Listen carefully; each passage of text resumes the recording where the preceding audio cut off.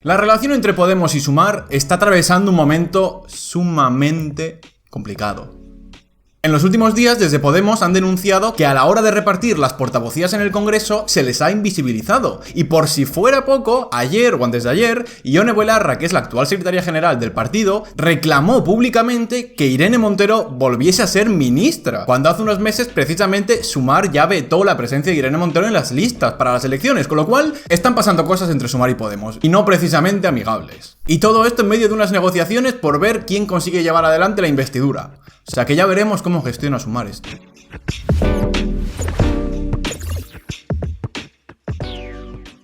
A ver, que la relación entre Sumar y Podemos es una relación complicada y compleja, es algo que sabíamos todos. Y solo hace falta recordar esos días antes de que acabara el plazo para cerrar una coalición y presentarse juntos a las elecciones, ¿no? Como hasta el último momento hubo que sudar y hubo que sufrir para que finalmente confirmaran que acudirían juntos a las elecciones. A última hora Podemos incluso presentando una consulta para que sus bases decidieran si querían inconsumar o no. Y el caso es que finalmente se llegó al acuerdo, concurrieron juntos, pero ya en ese momento avisamos muchos y dijimos, oye, cuidado, porque esto es una bomba de relojería y estas discrepancias, por mucho que finalmente hayan acabado yendo juntos, en cualquier momento pueden estallar. Y ahora parece que están empezando a abrirse esas grietas o esas fisuras. Ahora mismo, los problemas y los ejes en disputa entre Sumar y Podemos son dos. Primero tenemos el problema de las portavocías, recientemente en el Congreso, y segundo, ahora otra vez, esa intención de Podemos de reclamar que Irene Montero sea ministra en el nuevo gobierno, presumiblemente de Pedro Sánchez con Sumar e independentistas. Hace poco se publicó una noticia donde decía quiénes habían sido los elegidos en Sumar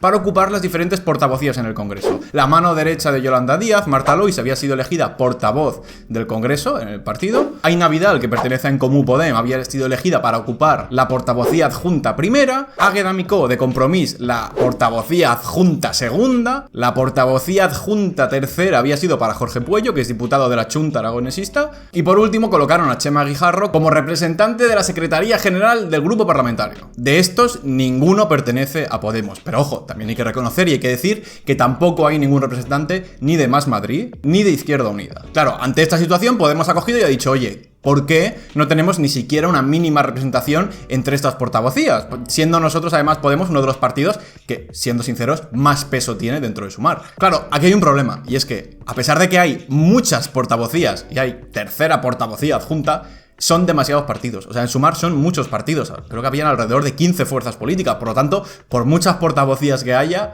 va a haber partidos o va a haber formaciones que no van a poder tener esa representación. Eso es un problema, es un hecho. Y entonces, claro, aquí el problema también es cómo aplicas, qué criterios sigues para ver qué partido, qué representante de cada partido ocupa cada lugar o ocupa cada portavocía. Porque obviamente todos los partidos van a querer tener esos puestos que dan un poco más de representación y dan un poco más de visibilidad. No puedes usar un criterio de representatividad o de peso de cada partido porque antes de las elecciones no has llevado a cabo unas primarias. Recordemos cómo ese adelanto de las elecciones pilló un poco a Sumar desprevenido y no pudieron llevar a cabo esas primarias para, por ejemplo, conformar las listas o ver qué peso debían tener los representantes de cada partido, ¿no? Al final, la idea de las primarias un poco es que los afiliados o los militantes voten y elijan de manera abierta, pues, X número de representantes, quién quiero que vayan a esas listas, en qué orden. Entonces, claro, ahí te puedes hacer una idea también, más o menos, del peso que tiene cada formación dentro de la coalición o dentro de la plataforma que es Sumar.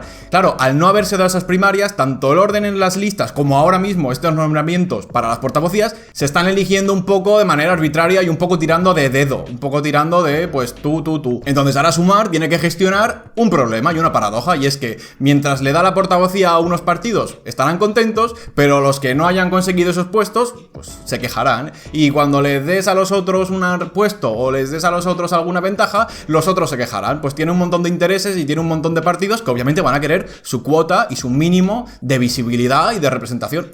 Es evidente y es un problema que tiene Sumar. Esto es un poco como el ejemplo que ponen de la sábana corta, ¿no? Que tú te tapas con la sábana a la parte de arriba y se te destapan los pies. Pero es que te tapas los pies y tienes frío por arriba. Hagas lo que hagas, siempre va a haber una parte que va a estar descontenta. Y no te quiero decir, no me quiero imaginar ya cuando haya que repartir o haya que ver qué partido o quién ocupa cada ministerio. O sea, es que no me lo quiero ni imaginar la que se puede liar ahí, puede ser bastante gorda. Entonces, seguramente para muchos de vosotros este tipo de situaciones os indignen también y digáis, oye, vamos a ver, estamos hablando de si finalmente se consigue llevar a cabo una investidura, ¿qué hace esta gente pendiente o montando jaleo por ver quién ocupa una portavocía adjunta segunda?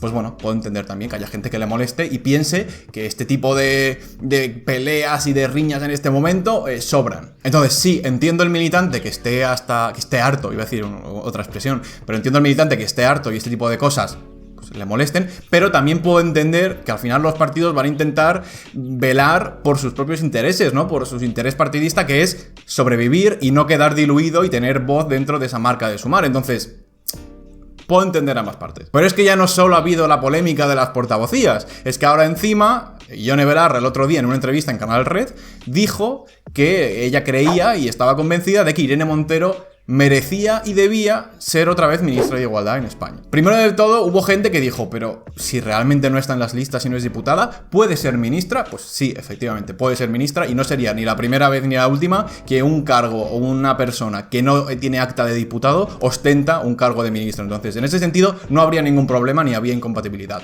Lo que sí que sería es bastante raro, dado que hace un mes y medio te vetaron y no te quisieron ver las listas, porque iban a aceptarte ahora como ministro de Igualdad. Y ahora, esa es otra. Estás asumiendo que el Ministerio de Igualdad lo tendría Podemos /Sumar, o sea, lo tendría Sumar.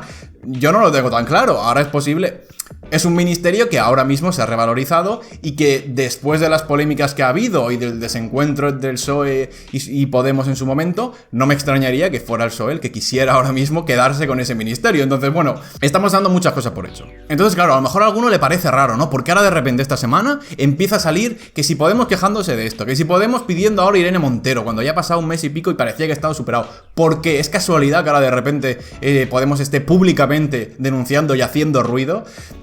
Pues no es casualidad, o sea, realmente puedo llegar a entenderlo, son momentos en los que se está negociando y son los momentos más tensos, digamos, en los que se va a decidir qué partido va a presidir la próxima legislatura. También es un momento mínimamente de debilidad de Yolanda Díaz, ¿no? Es justo la semana en la que se reúne con Puigdemont, en la que acarrea un montón de críticas. Entonces, Podemos sabe que son momentos tensos, son momentos de debilidad y son momentos donde levantar la voz, pues puede hacer daño. Entonces, aprovechan. Y de la misma manera que sí que puedo entender que Podemos se queje con el tema de las portavocías del Congreso, lo puedo entender, creo que tienen derecho, y más siendo uno de los partidos con más peso dentro de la coalición, si no el que más.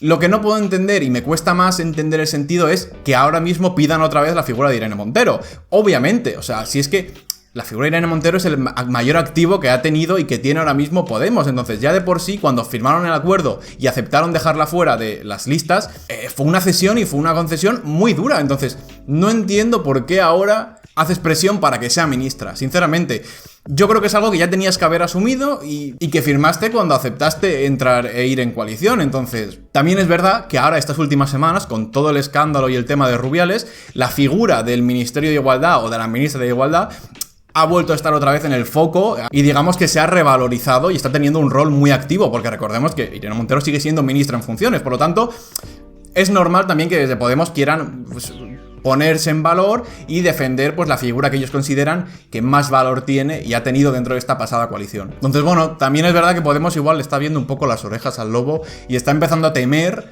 de cara al reparto de ministerios, de cara al peso futuro. Recordemos que hace unas semanas también salió una noticia, ¿no?, de cómo Podemos tenía que despedir a gran parte de la plantilla y de la gente que tenía en sueldo en el partido porque este descenso en representación había conllevado ese descenso en ayudas públicas y no podía hacerse cargo de la mayoría de sedes y de cargos que tenía. Por lo tanto, en Podemos ya están empezando a verle las orejas al lobo y pues entiendo que quieren hacer un poco de ruido para salir lo más beneficiado posible de ese reparto futuro, porque no sabemos ni cómo va a ser el reparto de ministerios o de puestos. Por lo tanto, puedo entender a Podemos, puedo entender sus reclamos, pero también puedo entender a Sumar, ¿no? Porque Sumar tiene un papelón, o sea, tiene que contentar a 15 partidos políticos. O sea, es una movida y encima sin haberse llevado a cabo las primarias. Entonces, bueno, ya veremos cómo gestionan estas discrepancias, ya veremos si realmente Podemos consigue sacar algo a través de estos medios. Quiero saber tu opinión, cómo lo ves, si eres simpatizante o militante de Sumar o de Podemos, quiero ver o qué opinas de este tipo de tensiones o de discrepancias internas, si eres de otro partido, si eres del PSOE, si eres del PP, si eres de Vox. Quiero también que me digas cómo vives o cómo ves este tipo de disputas entre partidos. Y nada, acuérdate de dejar un like y de suscribirte si no lo estás. O sea que esto ha sido todo y nos vemos en el próximo vídeo.